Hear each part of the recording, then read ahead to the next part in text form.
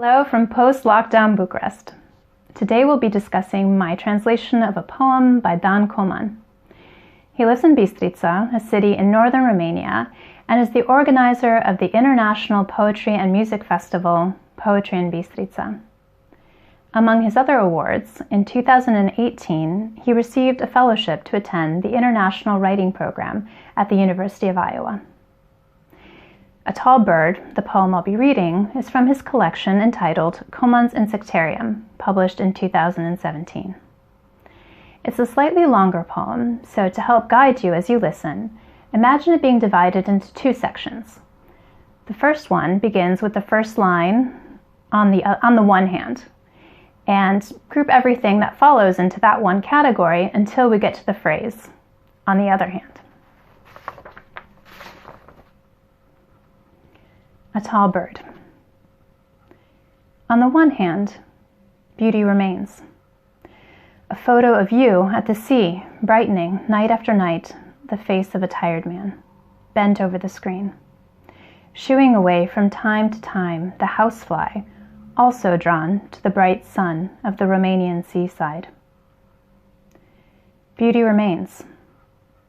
A summer photo saved on a computer. Nothing real.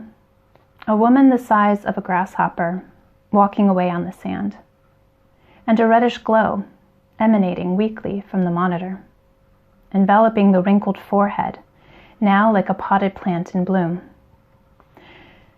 On the other hand, life.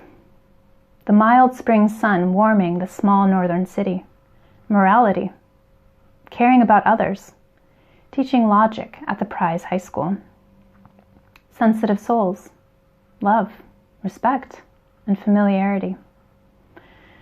And a tall bird, a kind of quiet flamingo, hovering slowly over the one coming home, like over a deserted place.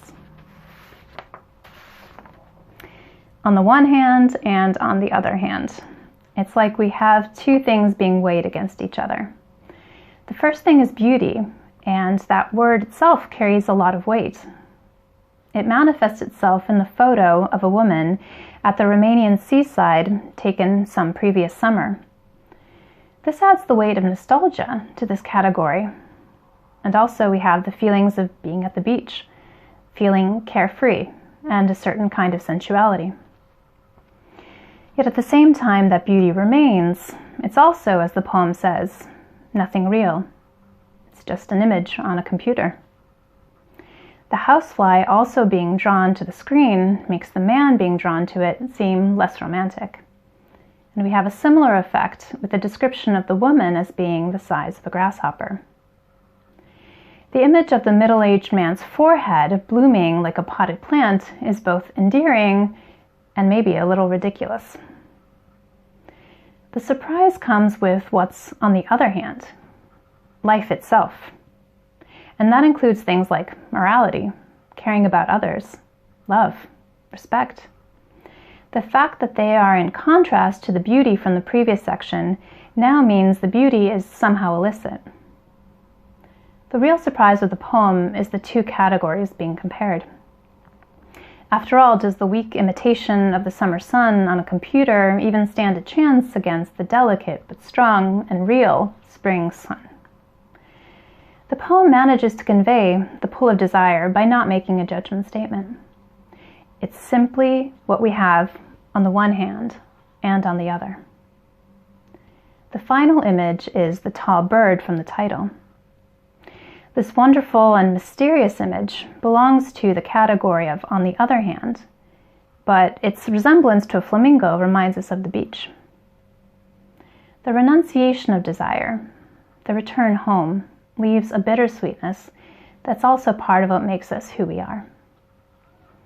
This poem, among other things, makes me think about how much we collectively have had to give up lately in order to live.